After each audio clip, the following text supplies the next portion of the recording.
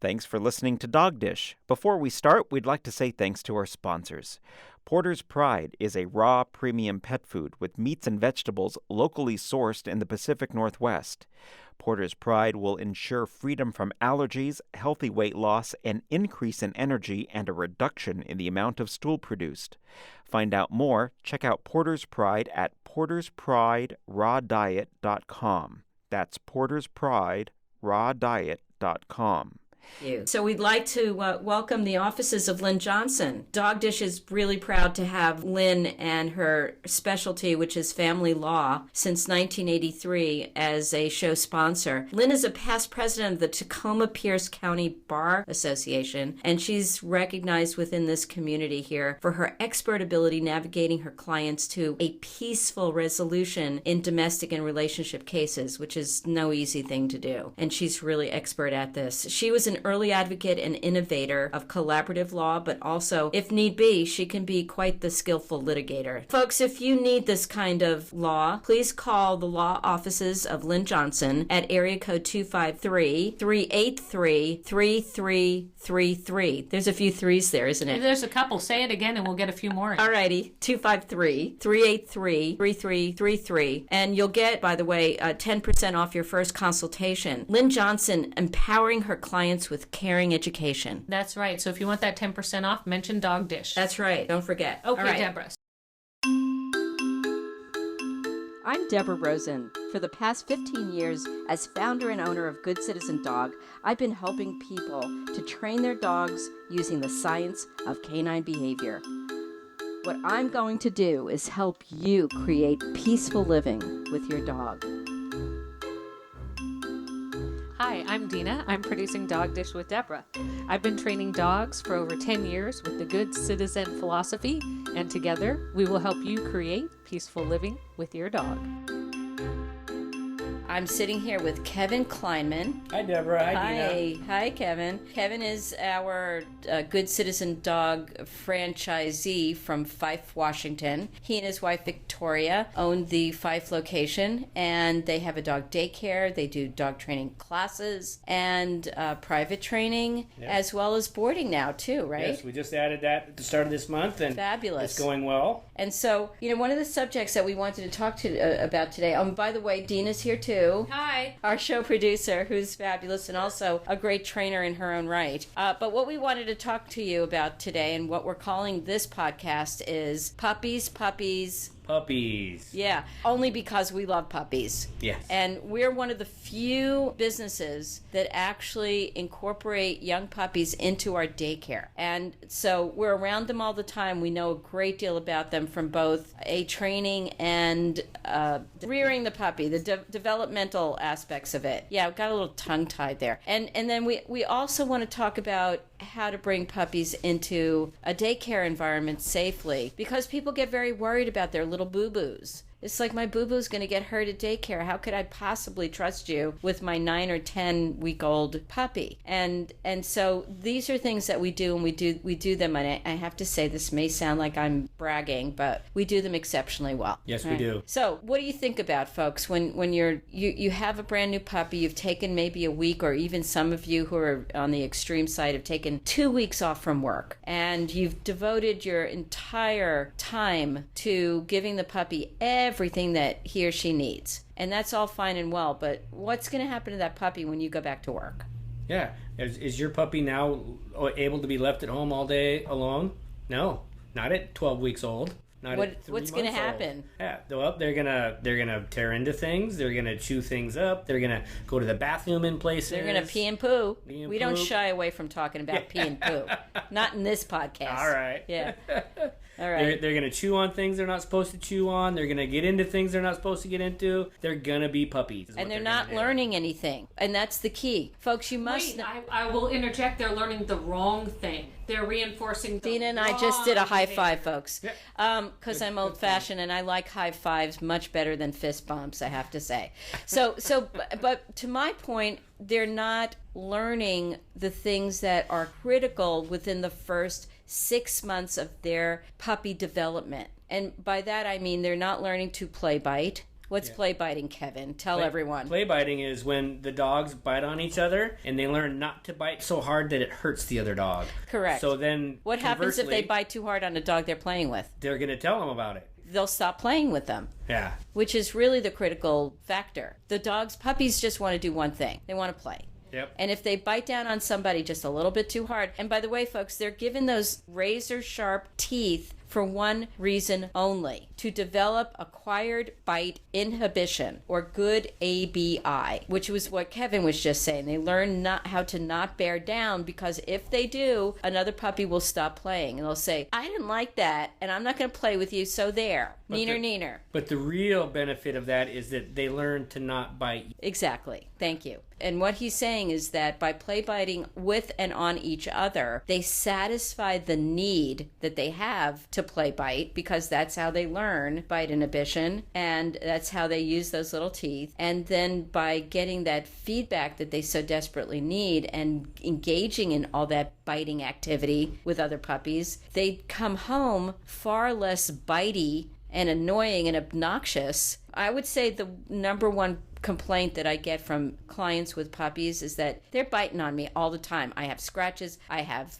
the scars to show it. I have some folks who are seniors, and the black and blue that comes because their skin is so much thinner and more vulnerable. So that's, to me, that's the number one reason to bring a puppy to puppy daycare. And plus, too, if they get a chance to, like you say, get all of that out of them, then they're going to have a better opportunity to understand your no on biting you, or and be less apt to. Exactly. Yeah, right. So other reasons to bring puppies for daycare, Kevin. Well, we talked about it, the pee and poop. A dog that's 10 weeks old, 12 weeks old, their bladder isn't big enough to be able to stay at home all day long without having to go to the bathroom. No. And you don't want them to start soiling where they live and get used to that, or even if because that's going to be really hard to break. And even if they're in a kitchen area with baby gates, if they're peeing and pooing in the kitchen, they're learning to pee and poo in the kitchen. Yes, dogs get used to the texture of where they're going to the bathroom, and they get used to going there. Right. So if they're going on the rug or the linoleum, like you said, in the kitchen, that's going to be their preference. That's going to be where they know to go.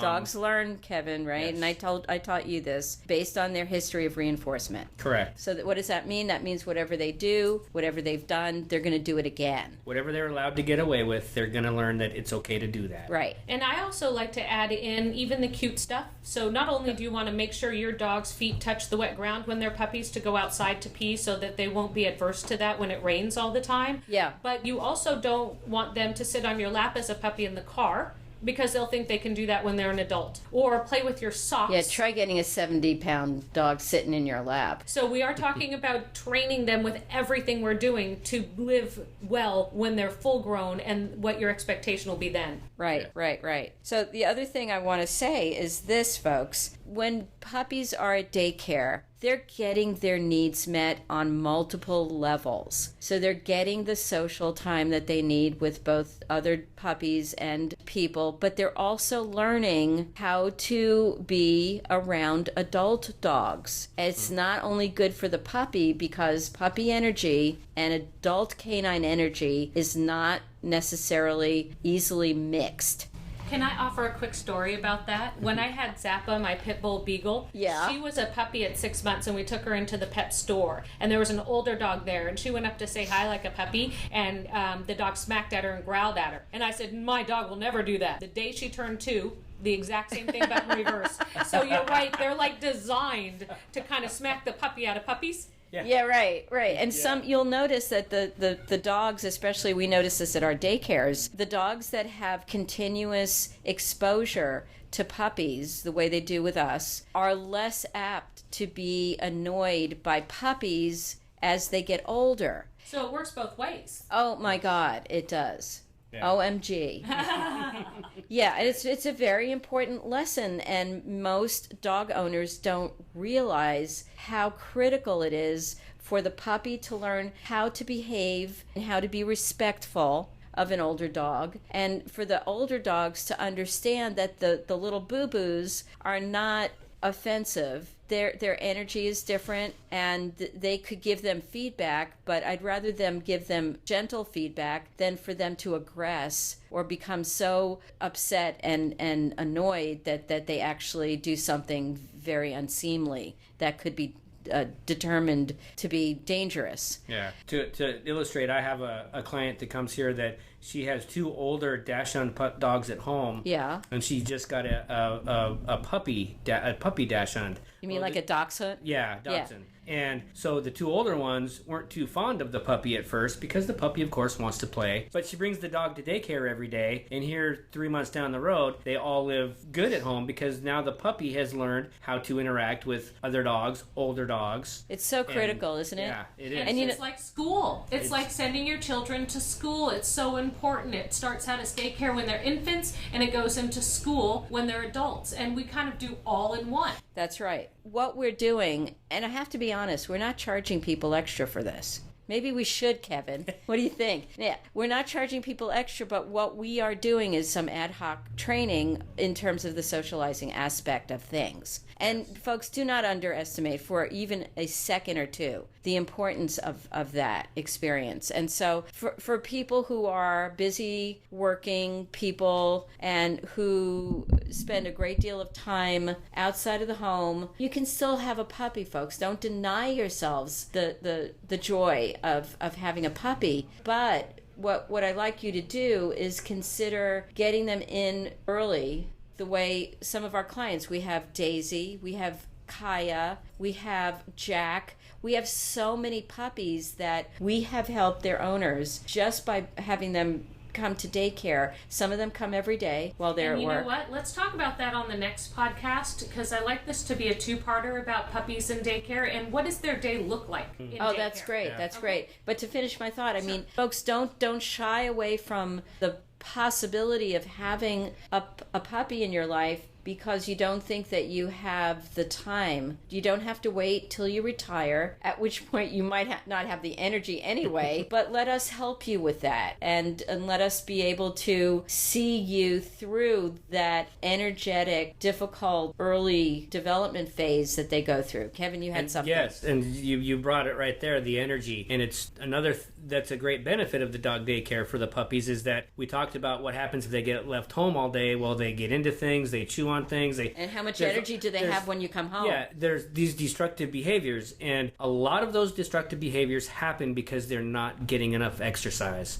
And so by bringing them to daycare, they get the exercise. They're far less probable to get into these destructive behaviors as opposed to a dog who doesn't get to exercise. That's right. So, I have so many people that bring their dog here and they go, we love our dog when they come home because they come home and they're chill and they're not all over bouncing off the walls. And, there was a day 2 weeks ago, I had 10 dogs by 9 o'clock and 9 of them were 9 months or younger. Oh, wow. And I was going to say that I don't know if you hear this as much as we used to, and I do still now in Tacoma, but a lot of the folks who'd come here to Fife would say the second their dog hits the back seat after a day of daycare, they are out, and we've had people send us pictures. Yeah, they're asleep before they get to the light. So, folks, here's a throwdown. Here's a challenge for you before we sign off and then come back for part 2 of puppies, and more. Puppies. Yeah, more puppies. I want a picture of, if you are one of our current clients, I want a picture. And you can send it to my email address. That's Deborah, spelled as I said earlier, the correct way, which is DEBORAH at goodcitizendog.com. Or you can send it to Kevin. And I don't have to spell that for you. It's spelled the regular old way. Kevin at goodcitizendog.com. And we want a picture of your puppy on your way home after a day of daycare. And we'll throw it up on our podcast email link.